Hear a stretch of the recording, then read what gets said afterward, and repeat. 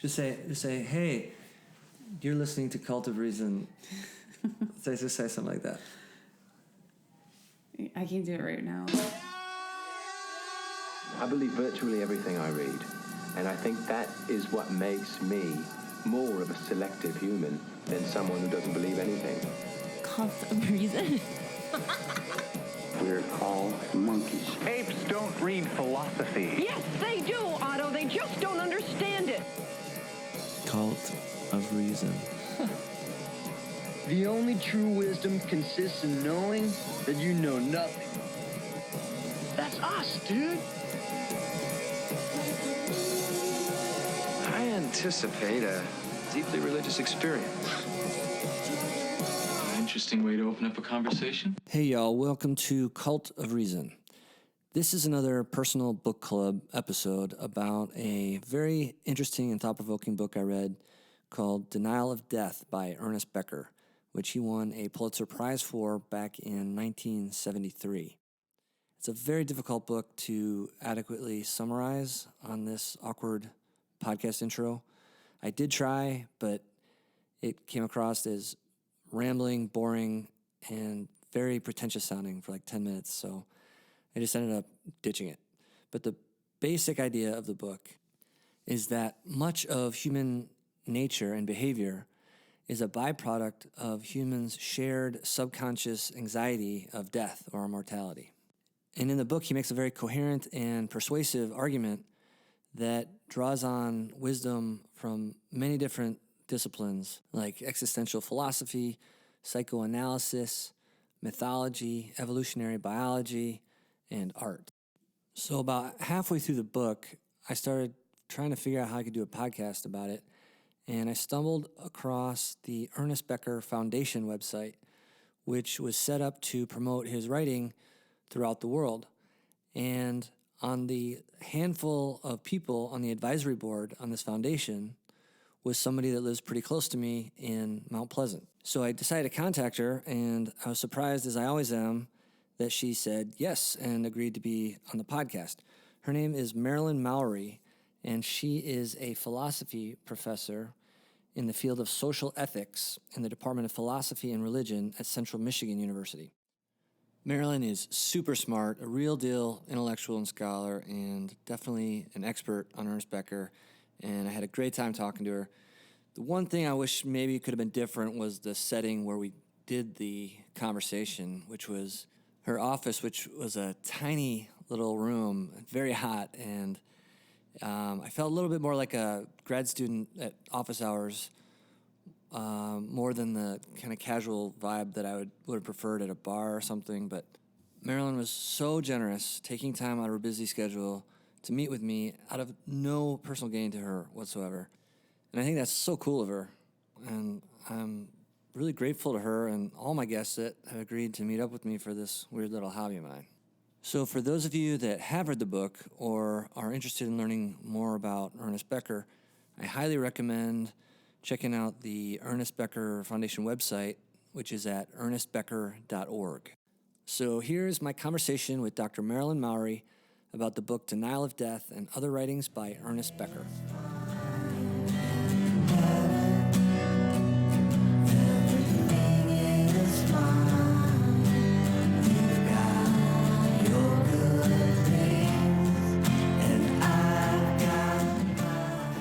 So first of all, I really want to thank you for doing this. It's very exciting for me. You're a world expert in Ernest Becker. I wouldn't say that. Well, I don't know. You're a talking head on that documentary. I mean, that's when you know you've made it, right? When they do a documentary on Ernest Becker and you're one of the people that they talk to, and you did a great job on that. Thank you. So were you nervous for the documentary? Yes.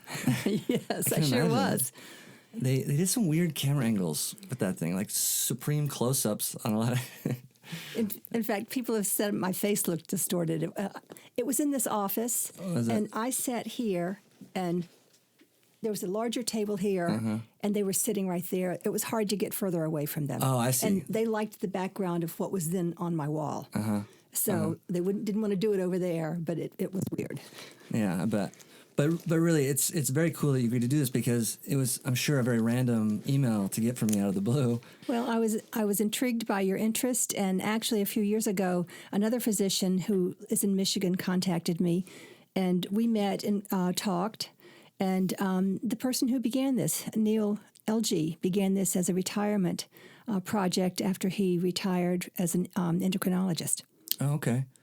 Now, was the other physician that contacted you, was that more the hospice angle on things? No, it was more like you. He'd read a couple of things. He saw Flight from Death, and everybody else in there lived too far away. Yeah. I was here in Michigan. Yeah. So I think it. Well, that sells yourself short. I mean, you may have been the one who wanted to talk to the most anyway. You just happened to live closer. Well, it was convenient. Although Sheldon Solomon would be a tough guy to follow when you go on these conferences, I bet.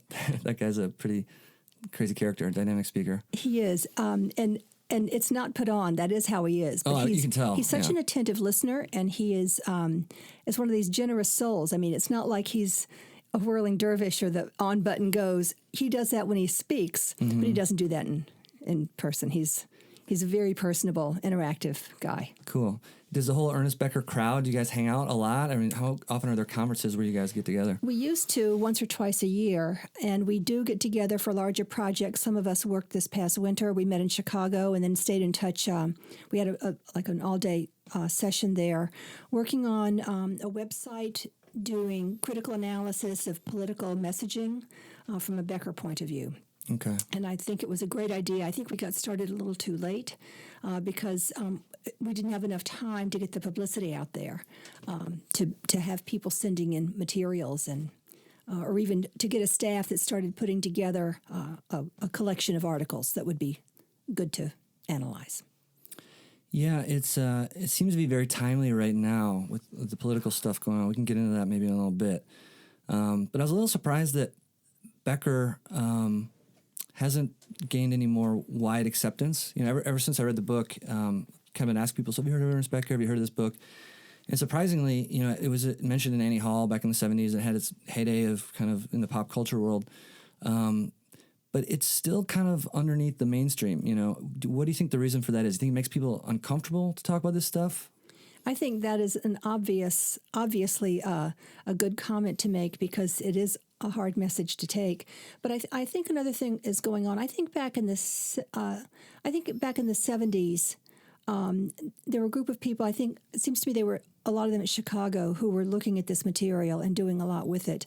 But I think they just developed a kind of skepticism in the 80s and 90s of these coherent theoretical models.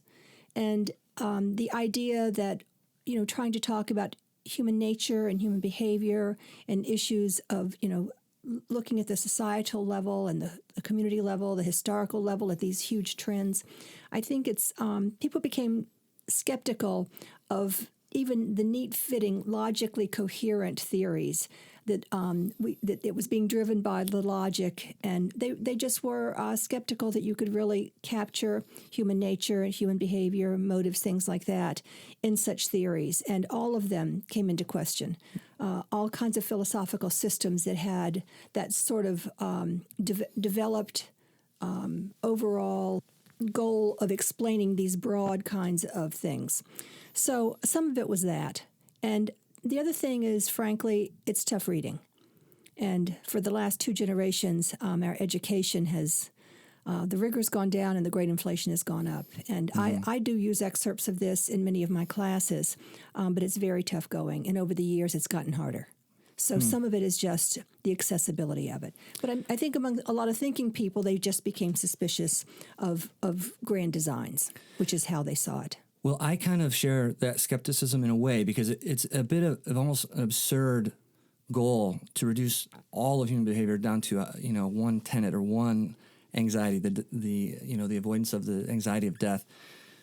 But even if that's true, it doesn't mean that it's not very important and a very one of the most significant drivers in our behavior, even if it's maybe not the only thing. So that was part of what drew me to the book. 'Cause I just couldn't believe how ambitious that was, and he rightly compares it in complexity to quantum theory. But then he proceeds to lay out an argument that is very intuitive and very convincing to me anyway. And I had never heard of the term cultural anthropologist, but I realized after reading this that that's kind of all the stuff that I'm into, because it's a big umbrella. He talks about social theorists, with Marx, evolutionary biology, the Darwin stuff, existential philosophy, psychoanalysis. He talks about poetry and art, and it's just an extremely wide range of stuff that he draws from and writes about it in such an engaging and clear way that I was just super impressed by it. I agree. I had the same reaction. Anthropologists now don't claim him because, as you were saying, this was intuitive and theoretical, an abstraction that he came up with based on a few I should be more careful here. He drew a lot from intellectual traditions going back for centuries, with well-known names, respected people from the fields that you've mentioned and more. Mm-hmm. So it's not that that he just mused on it and this popped into his mind. He was trying to synthesize the best insights that had held up for not just hundreds of years, but some of them thousands of years, going back to very early philosophers. So he was trying to synthesize them. But my point was, anthropologists now are in the field, and they don't generalize. I have used his thoughts on primitive people because I think there's a lot to be seen in what he has to say. But I always have this introduction in which I say, this is not anthropology. I call it his myth of social origins. Anthropologists now would not recognize work like this. And one of the important things that Sheldon Solomon and Jeff Greenberg and Tom Pazinski have done in their research is to give empirical support to some of the major themes that Becker is presenting. Which is the terror management theory stuff. That's right, Yeah, exactly. So, we'll talk about that. I do want to say one thing about, I agree with you, and I never, when I'm either working with Becker or teaching, I never say that it is the one and only motivation. I do describe it as a main motivation, and in my death and dying classes, when near the beginning of the semester, whether I'm using Becker that semester or not, I always start off by asking them why we're called mortals. And I've never had a student who's ever given that any thought before. Mm-hmm. They just go, whoa, I never thought of it like that. But, it means we're the creatures who die. And I once read a book, it was by a Spanish author, and the title was something like, That Which Binds Those of Us Who Have Nothing in Common. And his point was it was a book on death.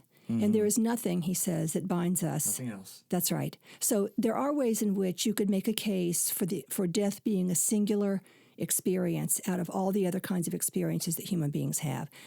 I'm not motivated to make such a case, but I do recognize that he might have had some reasons for wanting to push this to the fore. Yeah.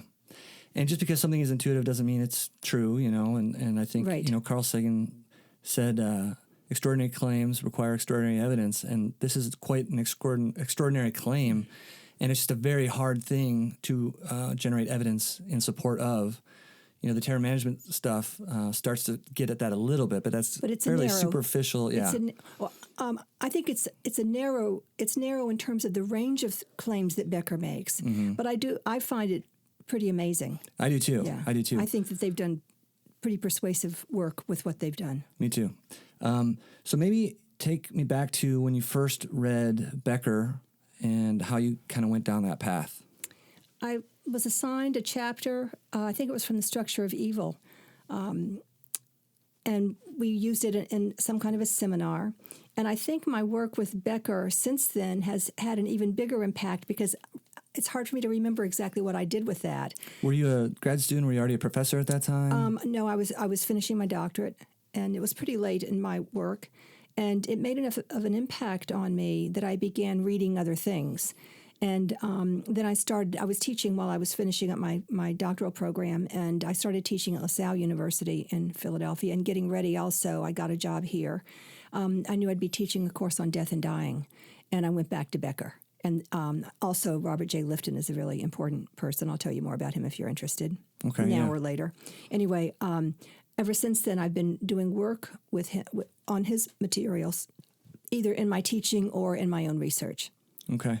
And so you're a professor here at Central Michigan, right. And your dual specialties are theology and women's gender studies? Or Not so much. I used to do a lot of in my graduate program, I did a lot of theology and philosophy, but I'm here in a social ethics position.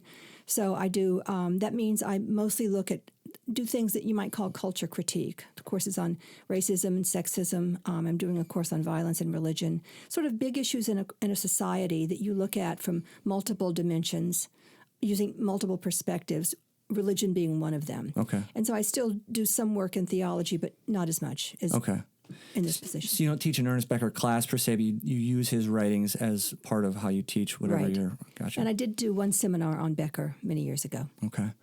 So maybe now's a good time just introduce the best you could, maybe with a couple lines of just the essence of the main theory that he boils everything down to.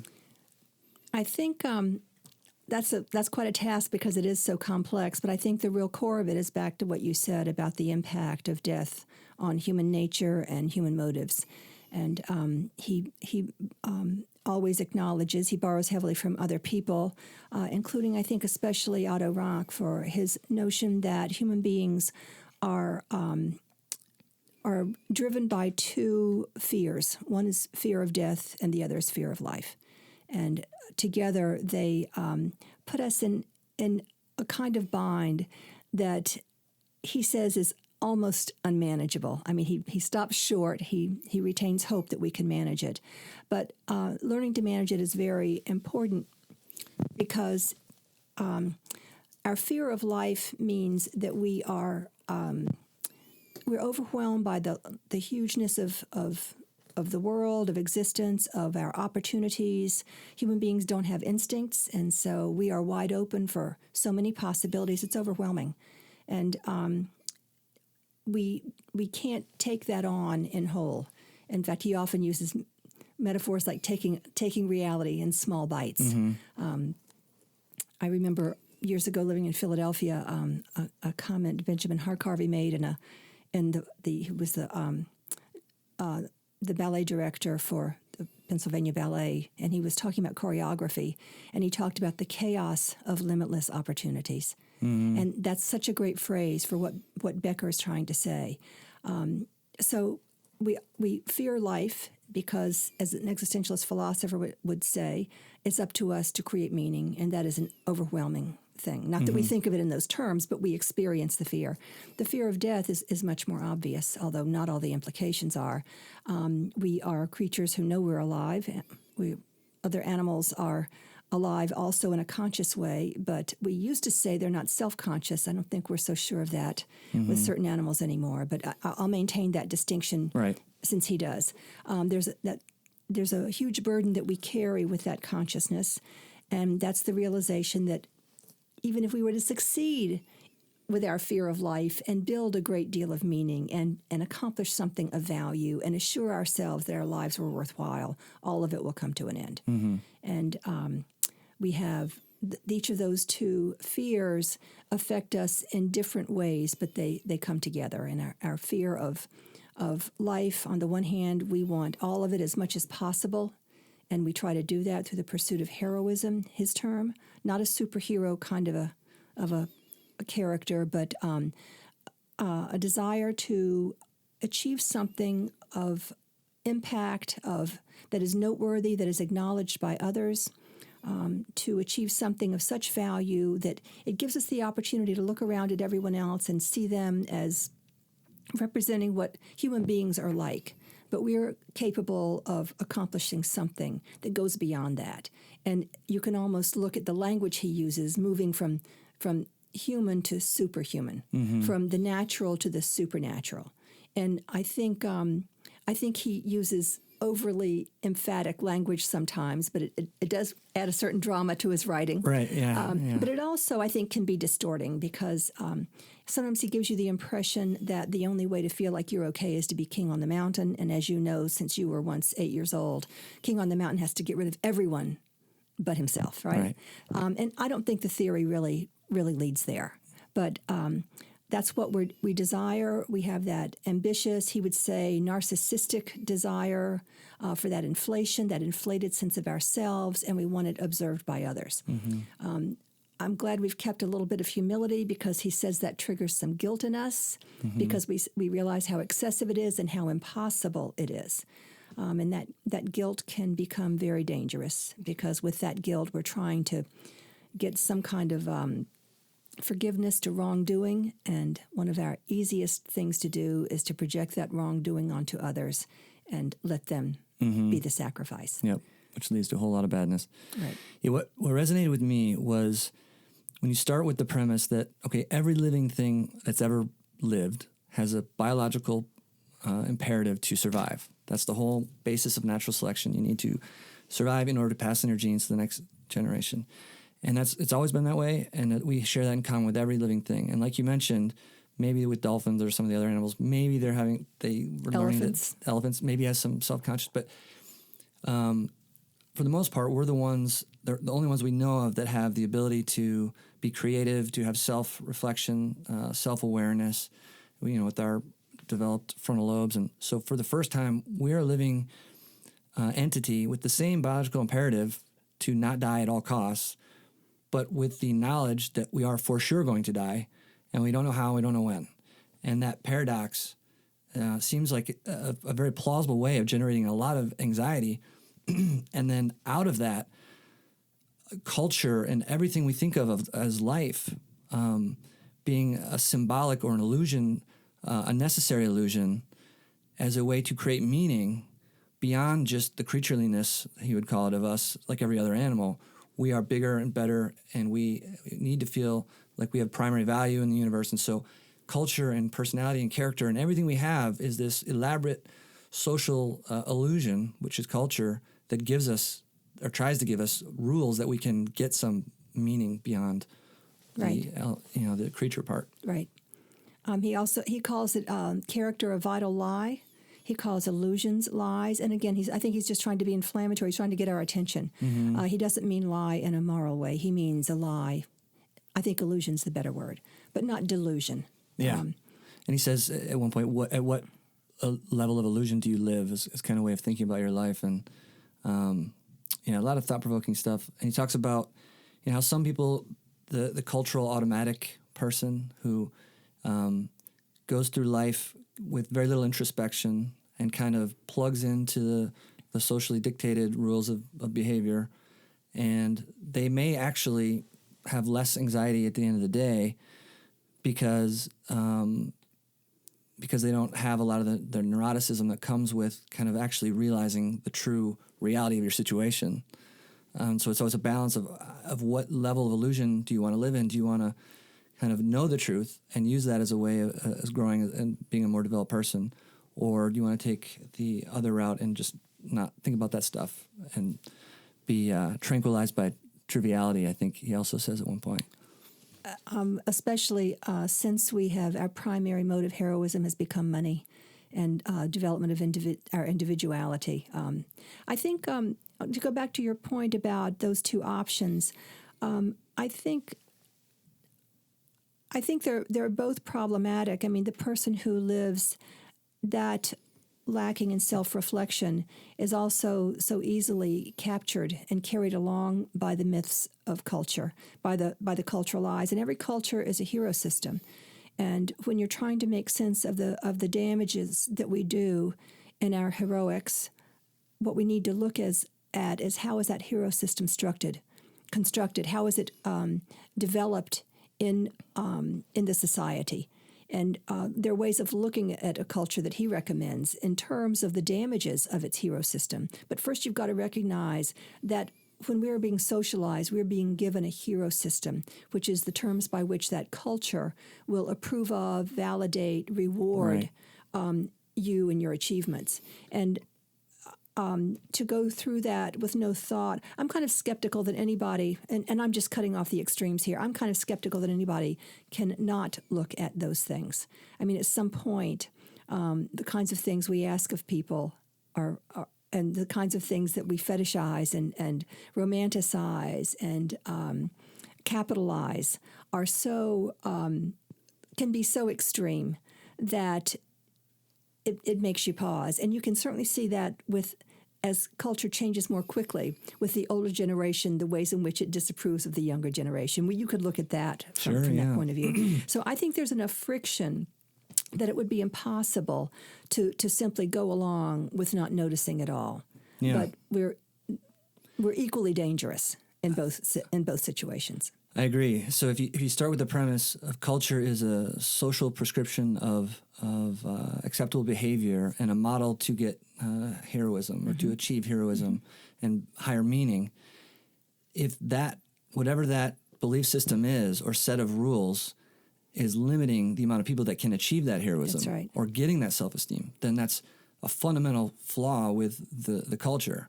And so you mentioned money, and not just money, but beauty. You see people glorified that look a certain way that you're never going to be able to look like. You see, the Kardashians or whatever on TV, everything to do with wealth and status, the amount of money you're never going to be able to achieve. And that's frustrating and anxiety-provoking, I think, for most people.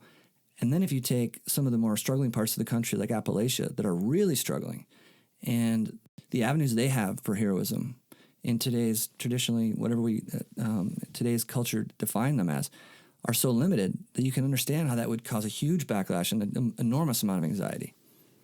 I think that's very true. And for Becker, at least in his analysis, it has been since these so-called primitive people, and he generalizes a certain stage in human development and comes up with what I call his myth of human social origins.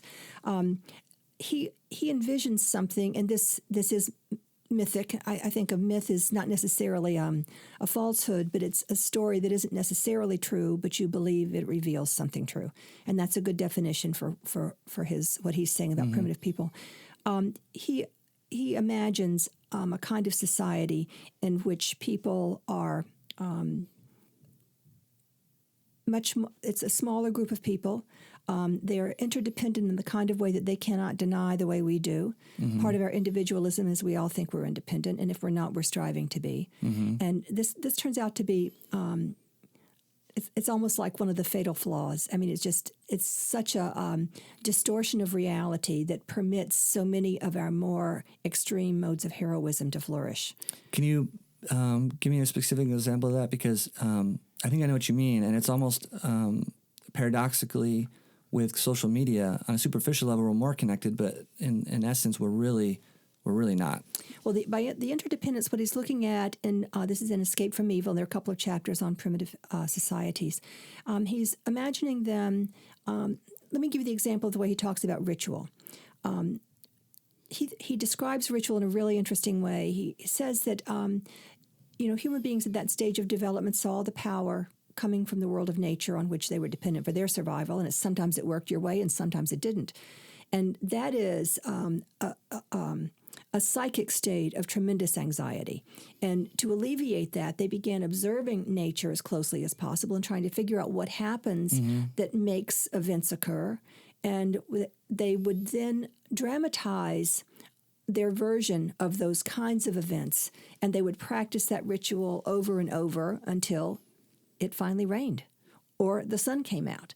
And so it stuck. Yes. So, but when Becker tells a story like that, he looks at it and he points out each of the people involved in the ritual has a chance at cosmic heroism, not even just social heroism, because they are working with the gods of nature to make nature provide for them what they need to survive. Right. And so in each of those, I often give this example in class, it's as though if we were all in a circle and we were just simply passing the candle around and around, but it had to make the complete circle for the ritual to work, every single one of us in passing that along would be equally necessary and equally efficacious in bringing about the results.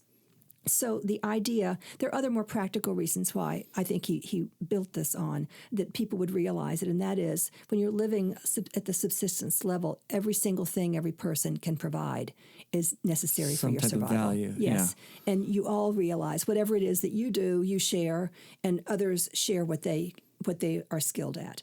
And so the awareness that you need one another, that everybody is necessary, that everybody has a contribution to make, those sorts of things come out, and evolutionary biologists and psychologists would say you also learn to care for those who are weak in the hopes that they will care for you when you are strong. But so you can just tell they have no Becker ideas they're trying to persuade us of. But even the way they describe that, you can see the very same kind of explicit interdependence and acknowledged need for one another that people had, Becker believes, at this stage of human development.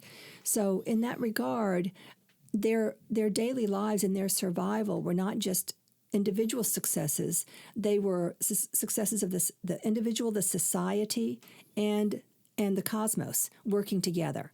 So their achievements had both individual heroism, social heroism, and cosmic connection. Right. So it's not just the interdependence. It's that brings with it many other aspects of one's worldview that tames the individual they don't have the same opportunity for what Becker calls narcissistic inflation and the grabbing of heroism in such a way that nobody gets to be the hero. In fact, if I'm the one who brings home the grain or the deer, I'm hero for a day, but the next day someone else does it, and they get to be hero for the day. Right. And the next day, the magic man does the magic, and someone gets healed, and they're the hero for the day. Yeah. Becker doesn't use this sort of language, but I often do in trying to describe the difference. We will never get rid of our desire for heroism, but the social arrangements that flatten out the hierarchy so that heroism is shared, that no one has a monopoly on heroism the way people do by class, by race, by sex, which you were mentioning just a minute ago. When you flatten out that hierarchy and heroism doesn't become something you attain and keep, you've got far more opportunities for a benign heroism. He thought the social arrangements in early times, including some of the limitations, were what made that possible. But he says since then we've never come close to any kind of egalitarian access. So the heroism is presented to only a few, and Becker says we have two ways of feeling heroic. Two ways of coping with death anxiety. One of them is through heroism, and the other one is through immersion. That immersion is giving yourself over to some other cause or group or some larger whole of which you feel a part. And you get your feeling of management of death anxiety because that larger group has goals and aims beyond the individual. It will last longer than the individual. In being a part of that group, you can contribute to it. And believe that you have made something ongoingly significant. You have contributed to its success. So that's different than heroism. There you cope with your death anxiety through that logic I mentioned a minute ago of seeing other people as merely mortal and seeing yourself as standing above them and beyond them. And finally, the beyond becomes enough that you feel, I don't think Becker means this literally, I think it's figuratively, feels that you're beyond death. Right. In Denial of Death, I don't think he really says we deny death. I think he's showing us the exaggeration of our fear, our anxieties, and our solutions. Right. And he seems to point at the mass agriculture. Once at that point, that's when we kind of break off from the hunter and gatherer kind of ritualistic type of ability we had at that point to live for some cosmic heroism. And after that point, religion came along, and that was actually a way of trying to get actual literal immortality. If you believe in this, if you follow these rules, you're literally going to live forever in heaven. And so that this brief period you're on the planet, that's great, but this is just the warm-up for once the real party starts up in heaven. And he kind of, he cites Kierkegaard and how this is the closest we can get to what you were talking about as far as cosmic heroism. And I think he suggests that if, it is still preferable if you can actually believe that, whether or not it's true or not, if you actually believe that, it would probably have an anxiety quelling function. But as society moves forward, it's getting harder and harder for people to get behind that idea of organized religion and the idea of literal immortality, that it starts to create other problems. He would say the problems began even sooner than that, because independent of that desire, religions too early gave themselves over to the legitimation of the social environment in which they flourished. Yeah, I guess religion is an ideal, not how it was actually practiced. Right. But, okay. Yes, he does believe that. I don't share that. I disagree with him on that. I think he's made it clear. The ideal is so far beyond what human beings have shown they can do, even in the name of religion, that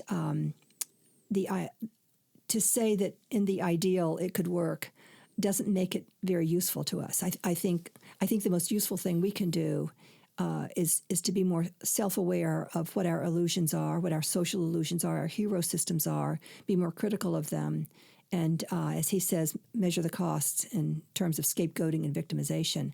But when you look at most religions' history, in my violence and religion class, students are shocked to learn most Western people have no idea how long the Crusades went on and know very little about the Inquisition.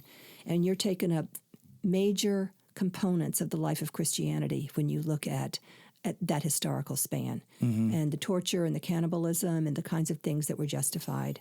But he believes that religious illusions are just as easy to manipulate as any others. Yeah. At one point, he talks about fetishizing our sources of power, and he includes there a statement about private religion.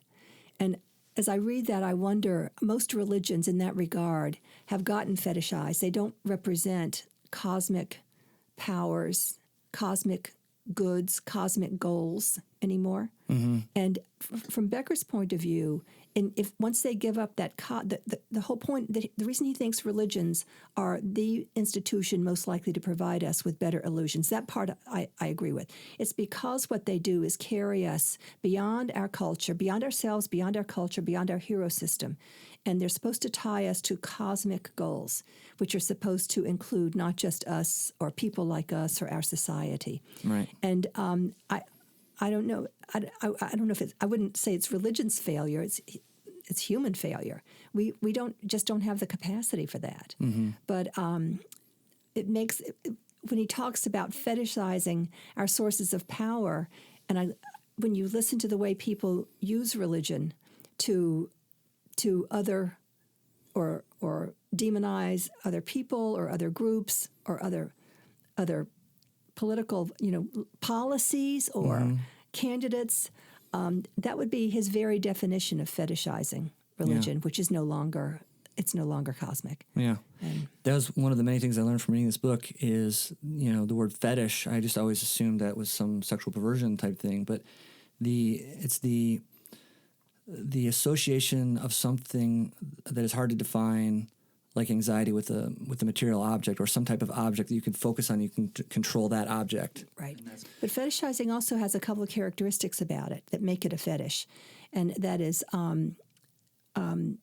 when you fetishize something, usually you're taking a part for the whole, like pornography does, and the body part is you see, but it's not attached to a whole person. Usually it doesn't arouse the appropriate kind of emotions you would imagine would be involved, or such a narrow swath of the emotions that it doesn't recreate the whole experience. And those things are taken in place of whatever the entire thing was supposed to be. It's devoid of a sense of interaction on a personal level. The primary way it's supposed to tamper down our anxieties is we don't feel a personal investment. It's not quite realistic, and we only have to take a part, not the whole. Just the same way that Becker talks about taking a small bite of reality. It's all we can manage, and that we can manage. We can control that. Yeah. And so, if you don't believe in religion, that's just not available to you. So the other way that we do this is through symbolic immortality. And that is basically, you touched on it a little bit, but, building this giant skyscraper or, being very successful with a lot of money to control other people or, building things that outlast you, the pyramids in Egypt, these ideas that we cling on to anything that is going to outlast us. And in some way, although not perfect, it doesn't eliminate the anxiety of death. It gives us this feeling that we're going to live beyond this lifetime. Right, and you want to talk a little bit more about like that symbolic immortality idea? Yeah, I think the symbolic immortality is really fruitful, and the way you're describing it now is similar not just to Becker, but especially to Robert J. Lifton. Okay. In a book of his which is out of print. I'll give you a copy. Okay. So Robert J. Lifton also talks about this kind of symbolic immortality, and it has it has a real resonance in terms of just listening to common people and what they are, the kinds of things they tend to talk about and say, often during life, but especially at the end of life, about wanting to leave a mark, wanting to have accomplished something that was an important goal for them. And many of them feel at peace when they die, when they have accomplished that. So I think I think that is a usable and for many people a viable and meaningful way to cope with death anxiety and to accept death. And wouldn't having kids be along those same lines? That's one of the primary ways we do that. And Becker even uses that when he's talking about primitive societies and social and religious groups that believe in that ancestors return through subsequent children. Mm-hmm. But there's another kind of argument I would make about the absolute transcendence. Part of my hesitation about saying if we get the right answer, it'll be through religion. I believe he's making a good argument. But he's also shown repeatedly in his work that whenever we have a power source, our tendency is to try to prove its power over any other power. And the idea that we push every kind of power to the extreme, he's even talking about war at one point, and how war has become our primary mode of demonstrating power and expiating guilt. And the more deaths, the better. And you can be down to only two powers. You can have multiple powers on the planet or only two. And as long as that's what's driving us, right, it becomes part of the problem instead of part of the solution. Right. And I've done some work on, I did a paper called The Sacred Cosmos, and my argument is we don't need complete transcendence. That's more dangerous than relative transcendence. And I'm suggesting a kind of re-sacralizing of the planet, of the earth, of nature as an alternative. And I try to go through all of the kinds of ways of being beyond and providing power and providing meaning and having goals that are cosmic rather than individual or tied to a particular culture can be met. Yeah. So I think we have more creative opportunities to respond to the problem of immortality and making peace with finitude than come up. Well, I want to hear more about that because that sounds really interesting. And I guess the question comes down to how much can you consciously change these things and how much is just unconscious or subconscious behavior and drives. But before I ask you more about that, just to flesh out what we were talking about, because I think people understand it better, we're talking about symbolic immortality. And, that could be, building the building. It could be writing a song or some art form that lasts beyond you. But it can also be feeling like you have an identity with a group of people with a similar set of beliefs. So communists versus free market capitalists, mm-hmm. right? So in that situation, it's not just a logical idea of how society should be run. It's you have a full identification with your group, which sees the world with certain rules and a certain hero system. And you have a competing worldview that if they are right and you're wrong, it's a threat to your mortality. It's not just a pragmatic thing, well, maybe they're right, maybe we're right. It becomes this existential threat to you. And so when you look back in history and colonialism and coming across any group that has different belief systems than you, if they're right, you can't be right. And so you have to diminish them. You have to, if it comes to it, eradicate them. Right. And that's been just the kind of the path throughout history of this clash. So what you're saying is we have to redefine what we all agree upon or what we all identify with and have it be something that we can all share in common. Well, so how would you practically go about changing that to get people to identify with something like that? I didn't mean to say that we have to do this and get everyone to agree. I just don't think that's possible. What I'm saying, I'm starting piecemeal. First of all, I do want to say something about your examples on symbolic immortality. The fact that it's symbolic immortality and we are consciously aware that we're giving up living forever doesn't mean we're going to make good choices. Mm-hmm. And I do think when Becker asks, can we create better illusions? I think we can. And that will not solve the problem of our anxieties. And I think it may alleviate them. And I've known people, and I imagine you have too, who at the end of life were able to come to peace. And maybe perhaps even during their lives when they felt like they were doing things that gave them a feeling of heroism. And they might be embarrassed if we analyzed away their good feeling by telling them what it was all about. But that's not embarrassing to me. I mean, I understand that. I accept that as the human. That's just the human condition. I think he's saying some very true things about the human condition, and the taking pride in something that we think matters and that we leave behind us, I think, is a very human and potentially constructive thing to do.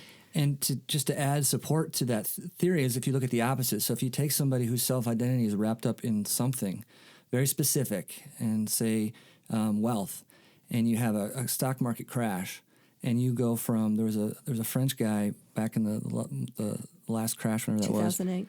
Yeah, where he dropped from like the third richest person in the world to like 21st or something, and he committed suicide. He was still the 22nd richest person in the world, but for him, that the drop was so big from being number 3 because his entire identity was wrapped up into just these numbers, this money. And so at that point, after that crash, he's as good as dead because the symbolic version of him was dead. That's right. Which eliminates almost everything else for him because he had nothing else. Well, the reason for to be modest in your claims when you're talking about Becker is if he's right about human nature, it's human nature and it's not going to change. And we've got the options that you mentioned earlier. Either you go through life unaware and you're kind of carried along by culture. Most people at some point in their lives feel the inauthenticity of that, and it means immersion all the time. Right. Even if you feel heroic, it's because you've immersed yourself. And the danger of immersion is you give up too much of yourself. And the danger of that is a masochism-sadism relationship. Okay. But even if you are able to, if you are more reflective, and I think most of us at some point want to feel like we've done something that bears our mark, not just our culture's mark, or looking like Kim Kardashian, or being as rich as whomever. But we do have a symbolic sense of ourselves, and the idea that they are worthy comes primarily from culture. And what I was saying earlier is I do think we've got the ability to see the difference. I mean, when we talk about things like this in my death and dying class, when I ask students what they think most people say at their deathbed they wish they'd done more of, they almost always guess spend time with family, not made more money. Right. And the number of people, it's like a cliche in our culture and has been for several generations, of men especially, dying and saying, wishing they hadn't worked so hard, that they had done other things with their lives. Yeah. And I think that's saying I bought into the cultural myth, and it did not satisfy me. It's not enough. Yeah. So I think we have that potential for awareness, and it's there all the time, and we have to repress it to not see any of this, even if we would never name it the way Becker has named it or use his language. I totally agree. At the very least, if you can have the level of introspection to realize that a lot of the stuff you do in day-to-day life is kind of a cultural illusion, and it's kind of a symbolic myth structure, or however you want to describe it. And there are things beyond that, and the more caught up you are in that, I think the more capacity you have to do maybe things that aren't beneficial for the greater society as a whole. And I don't know if this is a good time to get into this or not, but when was the documentary that you were in? It was 2000 and... They were working on it by 2000. Early 2000s, right? Yes. And the poster boy for the person in society who's running away with this kind of idea of money and power and status was Donald Trump. And so it's definitely a little bit, saw the tea leaves there. But it tells you exactly where we were and where we are still. Yeah. Only more extreme. Yeah, and that's what's so depressing to me about politics today is politics is a reflection, I think, on the ideals of whatever that society has. And he is just a reflection of kind of this culture that is so lacking in just basic introspection, I think, and just the realization of some of this stuff, that it's gotten so carried away with these symbolic things that everybody's chasing after, Well, one of the important things that I think is happening with people's response to Donald Trump is he does represent, he has, in terms of money, and some of that may be illusory in the ordinary use of that word, but power as president. And we normally like our heroes to come at us a little more persuasively and with a little more credibility, nobility. We call it heroic because we want it to be better. And he now is our primary symbol system for power, and sees himself also that way in terms of the things we value, like money, Right. and celebrity. And celebrity status, and being friends with celebrities, and hanging out with beautiful women, and being able to, be at that center of attention. But many people are embarrassed by him. And even people who may not be all that reflective about why that is, or their other response may be defensive of him, that it's okay if he's like this. But if we're looking at the American political system, while we have many heroes, and I agree with you, celebrities, and I often ask my students who their heroes are, and it's usually athletes and celebrities and models and people like that who've become very very well known in popular culture. We talk about them like we know them, and I ask them to ask their grandparents, and 2 generations ago, people still considered their own parents heroes, and the family doctor, and the leaders of their community, and other people like that. Those kinds of ordinary ways of being heroism, Becker tends to dismiss because they're not cosmic. I think going cosmic is more dangerous than trying to elevate more ordinary kinds of achievements in human life that get you the respect and the recognition and acknowledgement that help us cope with death anxiety. Yeah. Well, I think you could say maybe cosmic heroism is the ideal. It's very difficult. We're not sure how to do that, right? And then if you can't do that, then there are better and worse ways to structure a society, a belief system, a hero system, in a way that can benefit the most people in that given culture. And it just seems like we're going in the wrong direction of making the slice of pie, the ways accessible to get self-esteem with our culture available to fewer and fewer people. And it's all money and class. Yeah. We don't need just one, though. I mean, it's possible for there to be multiple systems. I think rather than trying to figure out what they are, we need to figure out what they need to accomplish and what they need to avoid, and how they should be evaluated. And this isn't just for the U.S. either. I mean, I was in Thailand, and I was driving around. They'd have these big billboards up, and they had beautiful people on their billboards too for their advertisements. But the Thai, in quote, people in the billboard did not look Thai at all. I mean, they were way more fair-skinned. Nothing in the face structure of the eyes looked Thai. And so they're basically saying, not only do you have to be beautiful and skinny, but you're not even supposed to look like you're from Thailand. Like yourself. Well, seeing the rut we're in right now, and this has really been coming for more than a generation. I mean, the roots are even earlier. But just watching this celebrity thing overtake any other kind of way of thinking of the kinds of people we'd like to emulate. I understand Watergate, Vietnam War. I think a lot of deceptions and tragic disappointments in culture and governmental leaders and even politicians closer to home. We had lots of reasons to become cynical in the United States, at least. But seeing what we selected instead has been very depressing. Yeah. And I don't think that there's any one right kind of illusion. I just think I think Becker lays out in a number of his books, if you pull them together, he lays out some safeguards, some warnings of what a good illusion needs to do and needs not to do. Right. And I will say I'd rather work with those.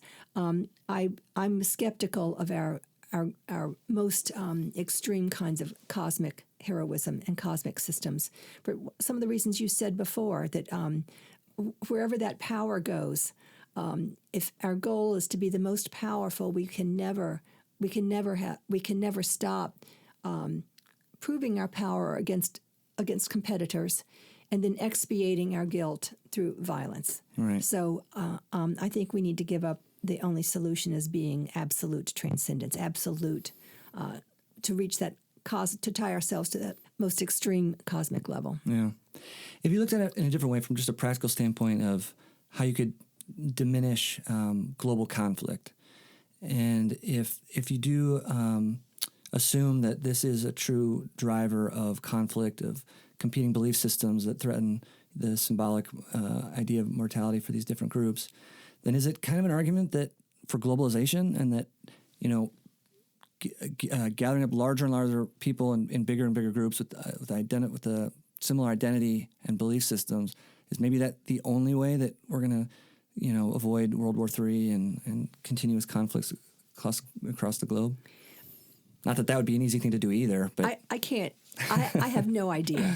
I always go back rather than trying to answer the big question. I try to identify what the steps are that we would need to take. And one thing we would have to do is give up.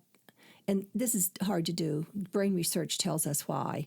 We need to give up our need to be absolutely right. And we do that now in religion, and we do it with political parties, and we do it with, this sorting of whatever you identify with is right and good. And the others aren't just different or variations. They have to be wrong, and soon wrong means evil and expendable. Right. That tendency is pretty hardwired in human beings. We have there's a desire for certainty, and your brain likes it when you are certain and gives you all kinds of feelings of satisfaction. And so we're up against things that even Becker was not aware of, even though I think this explains why we are so easily provoked to try to destroy someone who's different from ourselves. Mm-hmm.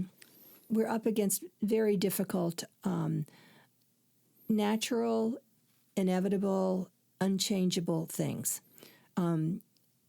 Interestingly, the ability to change your mind on certainty can be developed if you learn to think critically, if you learn to respect, ideas, have some humility about your own ideas. And if I could, intellectual humility is probably the one thing that is so lacking that would make such a dramatic difference if there was a little bit more of that. The less being so certain of whatever your opinion is. And I've got a course on violence and religion, and our author at one point, who is himself not only a scholar, he's a scholar of Islam and world religions, but also he's a Christian minister, an ordained minister. And he says it's possible to be a religious person of integrity and still acknowledge that God may mean something more than what you understand God to mean. Yeah, that's great. And it seems like such a reasonable thing to expect. I mean, I think that there are reasonable places we could start. And then you see the extremists about people who know exactly who God wants them to vote for and exactly which policies to support or who are willing to give up every other thing they believe their God calls for. Yeah. Every other moral obligation, every other ideal that religion stands for to get this one candidate into office. Mm-hmm. Have you ever heard of Tim Urban? No. He's got a famous blog. Oh, wait. Is that not the singer country? Tim Urban. Is his name Tim Urban? I think it's Tim Urban, but not the singer, not the country singer. But I actually saw him give a talk, and he had this one great slide, and he had this graph. On the y-axis was your level of conviction. And on the x-axis was your knowledge. And and his challenge was every idea that you have, every opinion you have, think about why you have that opinion, what kind of research, what kind of knowledge you have that got you that opinion, and put yourself on that graph somewhere. Because the last place you want to be is high on the y-axis and low on the x-axis, right? And that's basically a religious zealot. But politics is bleeding over into politics now, where as long as your group tells you something that you see on social media, you don't have to read about it, you don't have to think about it, you don't have to do any research. Okay, my group says that, now I'm 100% certain that that's the right thing to do with no research into it whatsoever. And if you are in that position on the graph, there's no way you can have a conversation with that person and discuss the alternative view. So you want to be, especially when you're dealing with like politics, these very complex, nuanced issues, you never want to be maxed out on the y-axis. You always want to leave some room for, well, I think this is what I think, but I could, and this is how much I know, and I could learn more about this. But there's so little of that, Well, it has to do with our education. For 2 generations now, we have been lightening up the load and the expectations, and students aren't learning to do it or to value it. And it's quite common for students to think that when you give them a question or ask them to read something and you want them to respond or tell you what they learned, they'll tell you their opinion. And they push back. When you say, that's not what I was asking. I wanted you to respond to this author. Mm-hmm. Well, I told you my opinion. I said, but that's not, you aren't analyzing it. You're just telling me your preference. I need to hear your ideas. I need to get your reasons. There needs to be evidence for why you are why you're suggesting the author said this. You've got to demonstrate it. So I think all of us have participated in that, especially all of us who are teachers. Well, it's great to hear that you're aware of it and you're pushing back, Well, a lot of people are. But there's also a social system, a governmental system, an economic system running what's going on in our schools. And a lot of that is at the state level. And not too long ago, one of the states passed some regulation for their K through 12 that critical thinking not be taught. What? Texas. That I don't even know how to process that. Like, how could that be? They see it as encouraging resistance to authority. Whoa, that is so weird. Look it up. The entire state of Texas passed Google that? it. You can Google it. This was about 2 years ago. Wow. I mean, there's a lot of weird stuff happening in Texas you hear about, but that surprises me. I didn't think I was surprisable anymore, but, Well, maybe if we could step back, we're talking a little bit about how do we make things better and how do you see things a little bit differently and how do we get people to maybe see reality or their existence in a different way. And one thing that was also interesting about the book was the stuff with Freud.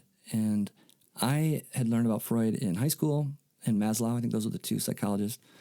And I learned all the stuff about Freud that Otto Rank you mentioned, basically, and all the field of psychoanalysis basically rejected ultimately and built upon that and used some of that stuff as a foundation. But all the stuff I learned about was basically Becker was saying, none of this stuff is Freud's early stuff is really applies anymore. But the ego part did stick around for the most part. And it seems like there's a link between the ego and the symbolic identity going through life. Would that be fair to say? So your ego and how you see yourself reflected in other people is all basically a symbolic thing of your self-esteem as reflected with other people? Yeah, but ego means a lot more than that. That's also sort of like your reality testing and your conscious life reality testing in the world and who you are and how. I mean, it's broader than just that symbolic self. Okay. Well, what I was thinking was, it seems like I was surprised that Becker didn't mention anything about psychedelic drugs in his book, especially given the time of that era. Lifton does. Does he? Because it seems like the one common property of those drugs is it's ego dissolving, right? And so it kind of seems to strip away some of the cultural illusion type stuff that you kind of take for granted when you walk through day-to-day life. And I would just been curious to hear his take on if that would be a beneficial thing for somebody to experience as far as how they see the world and some of this stuff. You know who you should get in touch with is Dan Lichty. Dan knows more. Dan compiled in a big notebook and gave to some of us who were doing work on Becker all of Becker's shorter writings, all of them. He spent a long time finding them all, and I would not be surprised if he didn't have something on drugs, and Dan could tell you. And Dan's you could reach Dan through. Do you go online with the EBF newsletter stuff online? I've checked out the website. Okay, you can get to Dan through that. Okay. He's at University of Illinois in I forgot which town. Yeah, it's interesting because another thing they're starting to show. So one thing you'd expect, maybe this is getting into a critique or maybe things that aren't necessarily consistent with his theory, and you can correct me if I'm wrong in how I'm interpreting this. But so if a lot of how we behave is due to our anxiety of dying, and as you would expect that as you get closer to death, that anxiety would get more intense. I guess that's not necessarily a given, but what they found is an end of life. That they've given psychedelic mushrooms, psilocybin, and they've seen the dramatic reduction in anxiety in hospice patients and that kind of thing. And so it would seem counterintuitive if these drugs are stripping away kind of the illusory parts of life, and you give you a different perspective that it would actually decrease your anxiety rather than increase it because you're stripping away some of the defenses that Becker says you need to keep that at bay. Well, a lot of them are so artificial you may also be stripping away a lot of the things that antagonize that anxiety. This is the problem about the ways that we pursue heroism. There's never enough, and the way we hold down our anxiety. There's never enough.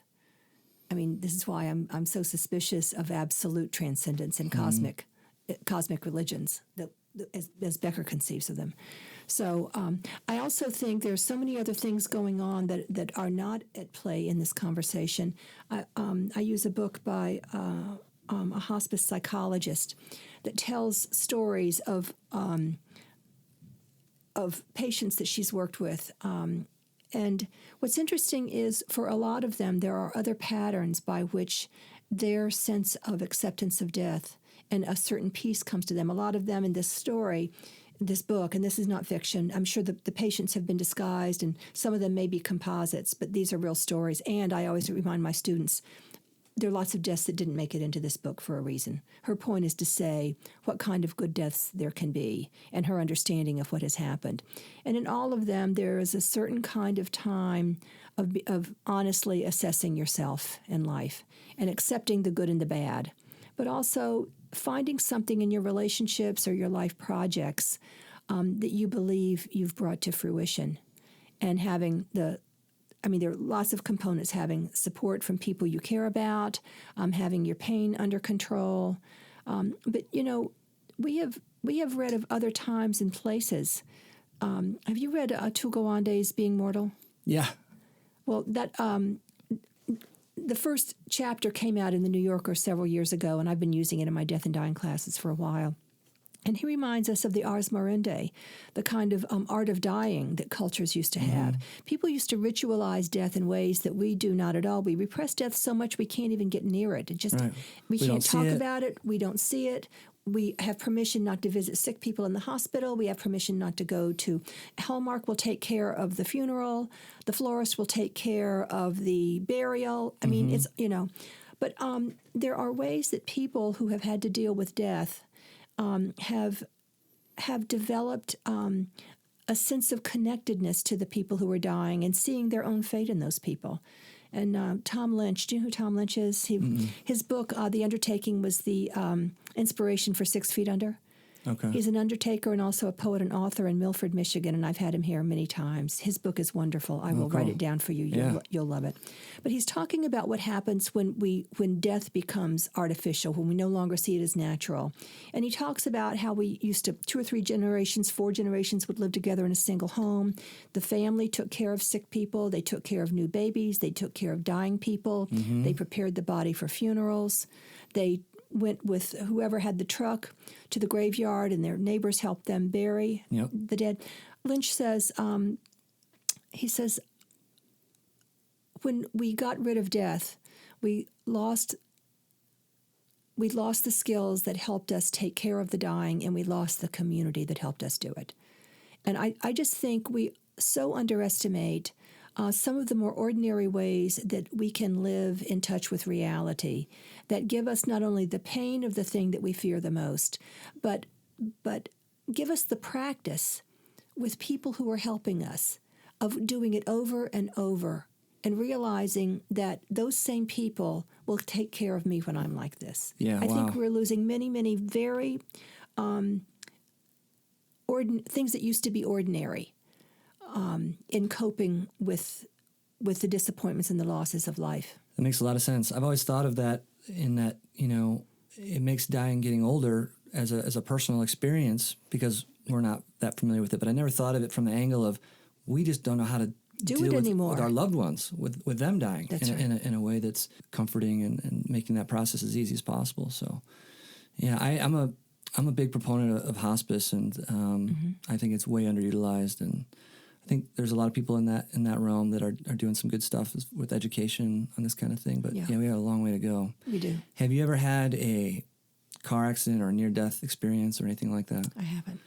I've had a motorcycle crash, and I was unconscious. I just had some road rash, nothing too crazy. But I was knocked out for a while. Came to, was on the highway and smelled burning motorcycle and saw the ambulance lights. And so I had that experience, and I still have my helmet try and remind me. But I had this experience like most people have with either something they went through or maybe the death of a loved one, where this radical change in your perspective, and you snap out of what maybe a lot of things you took for granted, and you have this new idea of these priorities in your life that you've been ignoring that you want to live up to. And it's usually the one good thing that can come from some kind of accident or tragedy.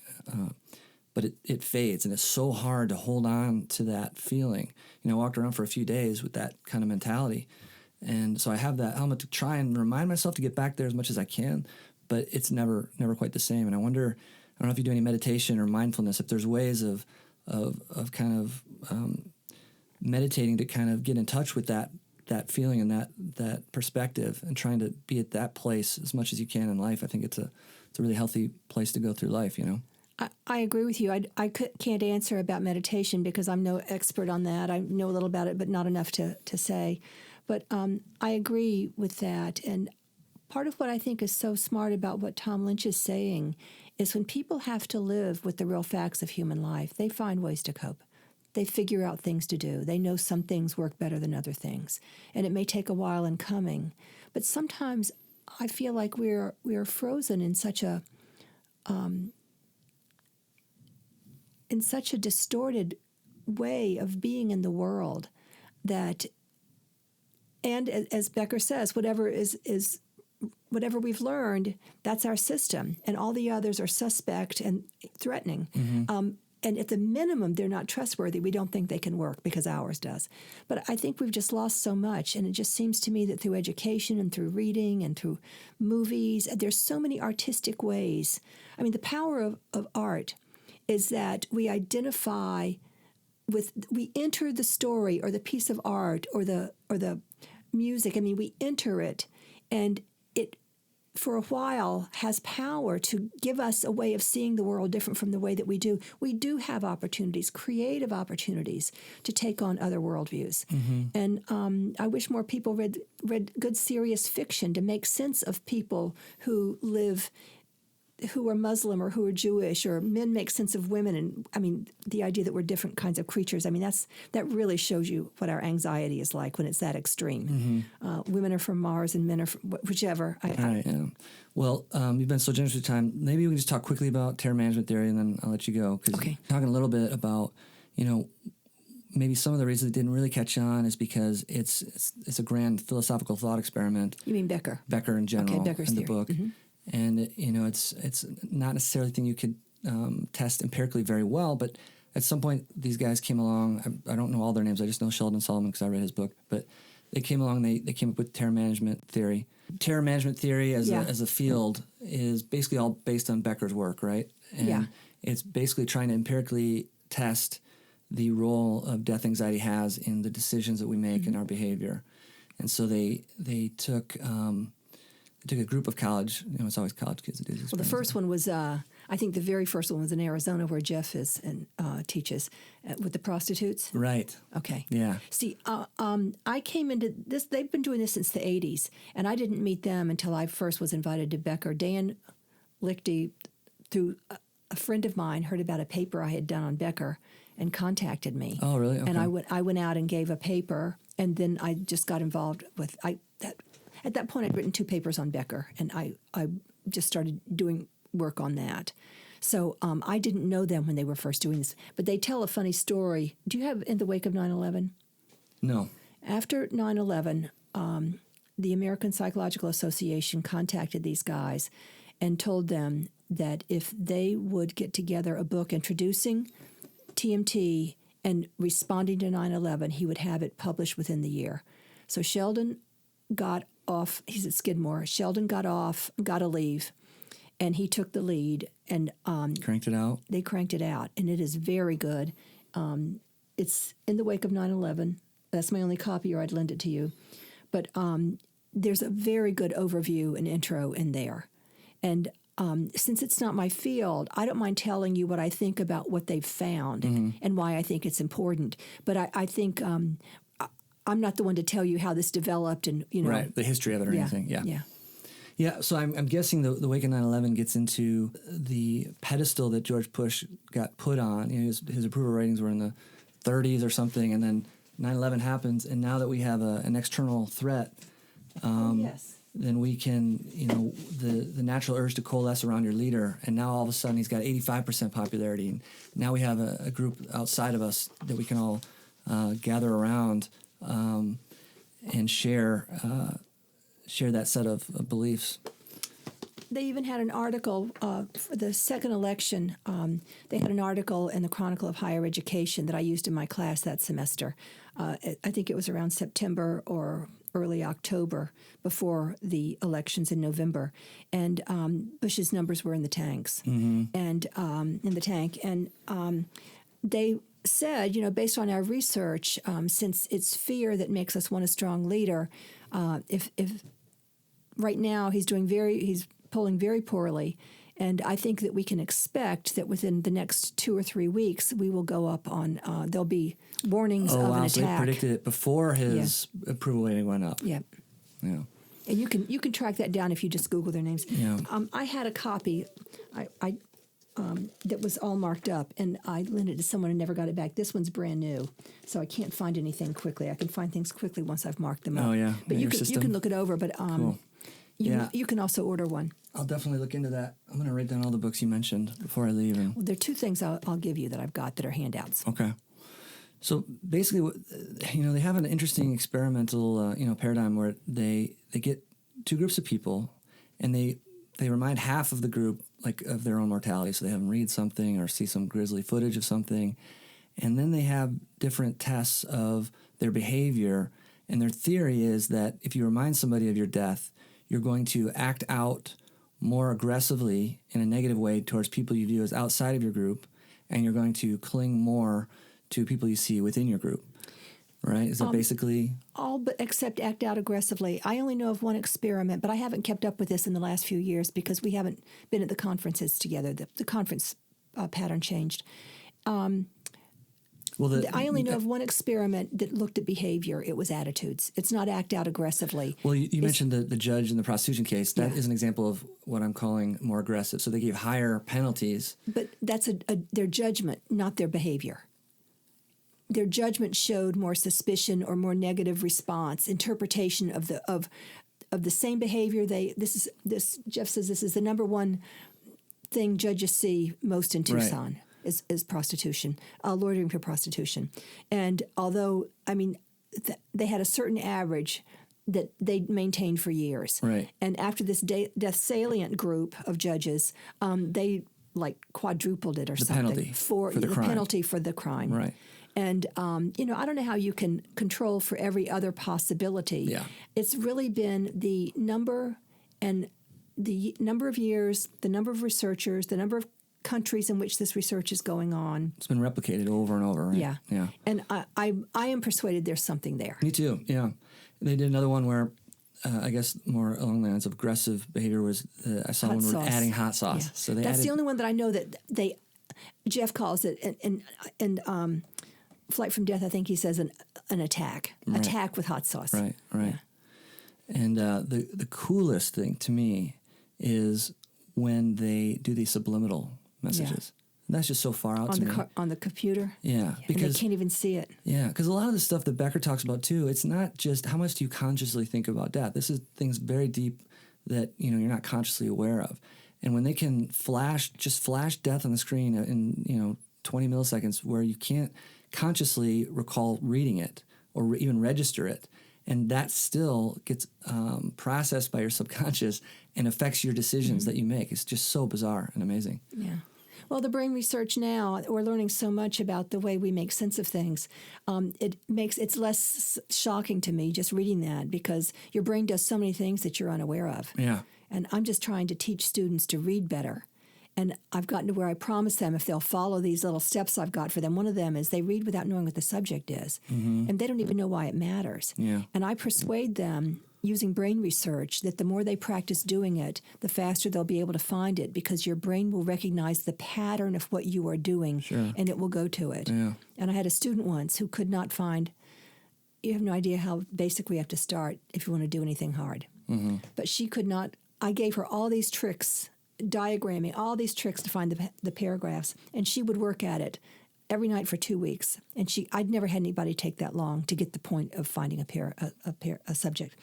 And she called me over the weekend one night really late, and she said, I'm so sorry to call you this late, but I just had to tell you. I said, what is it? She said, everything I read, the subjects are jumping off the page. I said, that's wonderful. She said, how did that happen? I said, you just trained your brain for 2 solid weeks. It better happen. Yeah. But that's got to be so rewarding to get that kind of response from a student every now and then. It is, yeah. That's a big deal, because that's going to affect her entire life. You know? Well, you can't critically think if you can't take apart a paragraph. Yeah. I mean, I get it down to the words, the phrases, the sentences, the paragraphs. And, by the end of the semester, they can finish a chapter and tell me what the point is. Yeah. But, you can never get them past opinions if they can't make sense of what they're reading or hearing. Yeah. And if they can do it when they read, and they keep doing it, they'll listen better, they'll speak better, they'll write better, they'll think better. But you've got to start with the basics. You can't. Anyway, that's aside. But anyway, I do think it can be that unconscious, because that student actually thought something weird was happening. Yeah. That the word would Yeah. I think we're just learning how to tap into that. Somebody gave me an analogy. It's like a guy riding an elephant. The guy controlling where the elephant walks is your conscious thought, but there's so much happening underneath the surface that you can tap into, which is part of the scary thing about marketing and propaganda, is you can access with fear and those kind of things. You can manipulate people's behaviors by going at that. But I think we're going to learn eventually of revolutionary ways of learning, for example, like you're mentioning, of accessing some of that stuff in your subconscious. I know they had there's some stuff with electrodes now, transcranial stimulation. They're making a lot of progress with, showing some really dramatic. Have you heard about any of that stuff? They put somebody in a Navy SEALs gun situation, and it's a very complicated game, and you're supposed to have a certain amount of correct shots and not hit the civilians, and they put her through it, and she did horrible, like most people do, and then they put her through this intensive transcranial stimulation regimen, and just had these dramatic improvements in her performance, which is obviously early stages, and they got to replicate all this stuff. But they're starting to show that you can start to rapidly learn things by stimulating different parts deep in your cortex. It's amazing. I mean, I talk about brain research and learning all the time, and I'm trying to keep looking at new stuff as it comes out. Yeah. And here's a piece that tells you why we're in the bind we're in. I remember the first time I read this, it was over 10 years ago. They were talking about why we have so much trouble listening to people who are different from us. And they did whatever brain scans or electrodes, whatever they needed to do to watch what was happening while they gave people things to read. And even though the people would say they read them and they were thinking about them, when they had to read political positions other than their own, the only thing that was active in their brain was their pain center. Really? I tell my students that, and I tell them what they have to do to get over that. Yeah. Because they're so, sometimes when you read this brain research, and also Becker, I don't know how, Becker keeps asking, are we at an evolutionary dead end? And I think it's possible. Well, and he sounds very jaded back in the 70s, and it's only gotten so much worse since then, And the environment has done exactly what he said. Yeah, yeah. And that we can do slowly, and if we can ignore it now, we can. If we could ignore it then, we can keep ignoring it now. Because think about it. We're being told something is being predicted with a timeline. And so if you don't want to listen to it and you don't believe it doesn't matter where we are on the timeline. It doesn't matter. Right. Yeah, we're not very good about thinking long term. We're so hyper focused on the immediate rewards and anxiety. Yeah. Yeah. Well, Merlyn, thank you again so much for it was a pleasure. joining me in my little immortality project here. And let me know where it goes. Yeah, and maybe some of your students would like to listen to it that are into the Becker thing, and keep up the good fight, teaching kids how to learn. It's about one of the most important things around these days. I've got an article I read the other day. I'll send you. Definitely. Yeah, and thanks for all the suggestions. I'll get those books before I leave. Okay. All right, well, thanks. Sure. Thank you. I hope that was interesting for you guys. I know it was for me, and I have lots of homework from Dr. Mowrey. I'll be back in about a month with another episode, which I'm not sure what it's going to be yet, but I'll figure that out. You guys have a nice holidays, and I'll see you next time.